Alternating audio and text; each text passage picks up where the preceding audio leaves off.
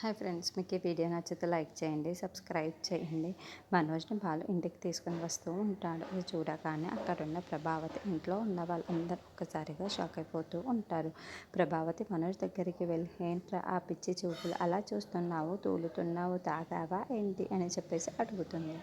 రోహిణి అక్కడికి వచ్చి, ఏంటి మనోజ్, తాగావా ఏంటి నువ్వు అని చెప్పేసి అడుగుతుంది. అయినా నీకు అలవాటు లేదు కదా, ఎందుకు ఇలా తాగి ఇంటికి వచ్చావు అని చెప్పేసి అడుగుతూ ఉంటుంది. ఇంతలో ప్రభావతి బాలు దగ్గరికి వెళ్ళి, మాట్లాడవేంటి, ఏం జరిగిందో చెప్పు నువ్వు అని చెప్పేసి బాలుని అడుగుతుంది. ఇంతలో అక్కడున్న బాలు మాత్రం వాళ్ళ మలేషియా మామయ్య ఉన్నాడు కదా, అతన్నే అడగండి అని చెప్పేసి అంటాడు.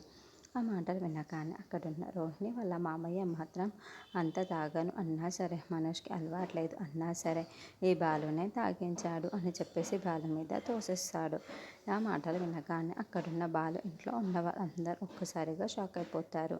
ఇంతలో ప్రభావతి బాలు దగ్గరికి వెళ్ళి, నువ్వు ఎలాగో చెడిపోయావు, వీడిని కూడా చెడగొడుతున్నావా అని చెప్పేసి కాలర్ పట్టుకొని నిలదీస్తుంది. ఇంతలో అక్కడున్న రోహిణి కూడా, ఏంటి నువ్వంటే పచ్చి తాగుబోతు, తనని కూడా అలాగే తయారు చేస్తున్నావా అని చెప్పేసి అంటూ తిడుతుంది. ఆ మాటలు విన అక్కడున్న వాళ్ళ మీనా బాలు వాళ్ళు ఒక్కసారిగా షాక్ అయిపోయి చాలా బాధపడుతూ ఉంటారు. ఇంతలో అక్కడున్న ప్రభావతి మాత్రం చాలా కోపంగా బాలుని తిడుతూ ఉంటుంది. అది చూసిన షీల మాత్రం బాలు దగ్గరికి వచ్చి, ఏంట్రా ఇంటిని ఇలా తయారు చేస్తున్నావు, నీకు అర్థమవుతుందా అని చెప్పేసి అక్కడున్న బాలుని చెంప మీద కొడుతూ ఉంటుంది.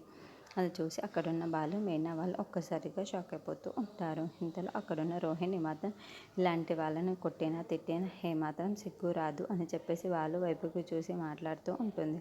ఆ మాటలు వినగానే అక్కడున్న బాలు చాలా కోపంగా రోహిణి వైపు అలా చూస్తూ ఉండిపోతుంది.